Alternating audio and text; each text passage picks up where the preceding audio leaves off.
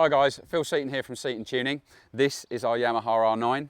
Yesterday I took this bike to Snetterton to do a little bit of testing. I haven't ridden this bike at all yet, so I wanted to take it out and ride it in a pretty much standard format. So modifications so far. We've already managed to get into the ECU and we have reflashed the ECU, but we haven't changed anything else on the bike. So we've just removed the restrictions so that the bike will rev through without a speed limiter and taking out any of the gear relative restrictions which there are in the ECU. Set up the fueling. We took power up to a monstrous 110 horsepower. Not bad though, that will do for a start point. I'm not too unhappy with that. I wanted to ride the bike with the stock suspension before we do any changes to it, and also with the stock electronics package before we change anything. So I have an understanding about how this bike handles, how it feels as it is from the factory. And I've got to say it was pretty good. It was a good first test. So modifications we've done are GB Racing engine protection. So these are the original.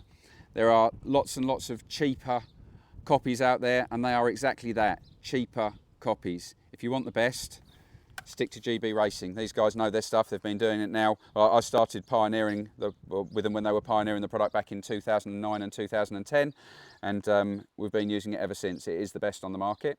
We've also used one of their front brake protectors here. This is a legal requirement for getting on track days within the UK, but it fits really nicely using the standard throttle. It has a nice spacer on it and looks quite neat. So that was an easy solution for us there.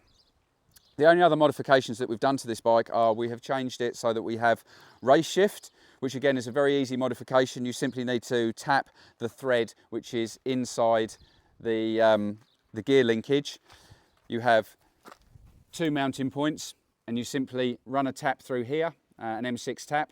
You don't even need to move the arm. You simply move the bolt from this point to this point and that goes straight into race shift. Your shifter and blipper, everything works fine.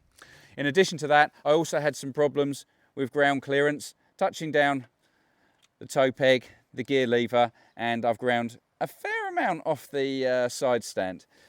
So I'm sure whoever was behind me got a nice coating of sparks and a little bit of a surprise. So suspension, we did a setup on it in terms of starting with the sag. So we set the sag correctly for me as a rider.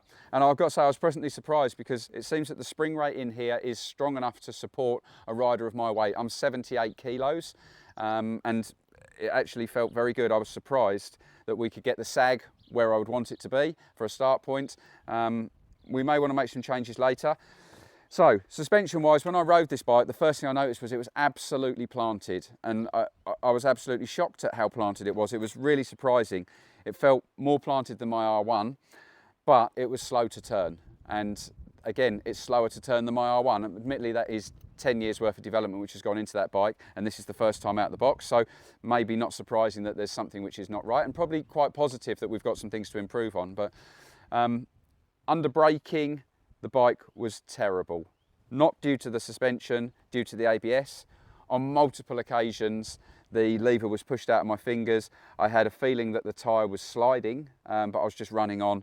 Very strange sensation. I'm not a fan. It's been many years since I've actually run with ABS on any Yamaha. I've always taken them straight off. Nothing's moved on. It's exactly the same as it was the very first time as I used it back in 2015. And there hasn't been really any progression with it. So the next thing for me to do with this to improve lap times is going to be remove the ABS. I don't think there's going to be so much of a problem with the master cylinder. Even the brake pads themselves aren't that bad. So we'll see if there's something which is better later on, but for the initial testing it was definitely good enough. We also changed the tyres and we've put on a set of Dunlop slicks, and these tyres were fantastic yesterday. The wear is really good, which pretty much shows that the spring rate was enough to support me. I had grip, they weren't wearing ridiculously, they were very consistent. I was just happy with the bike, full stop. The only other thing which I did was I changed the front sprocket. I dropped it from a 16 to a 15 to shorten the gearing. I didn't think that we would be able to pull out the top speed which this bike is capable of with the standard gearing, and I was pretty much correct. We were getting to 6th gear and there was still 1500 RPM to go before I was hitting the limiter.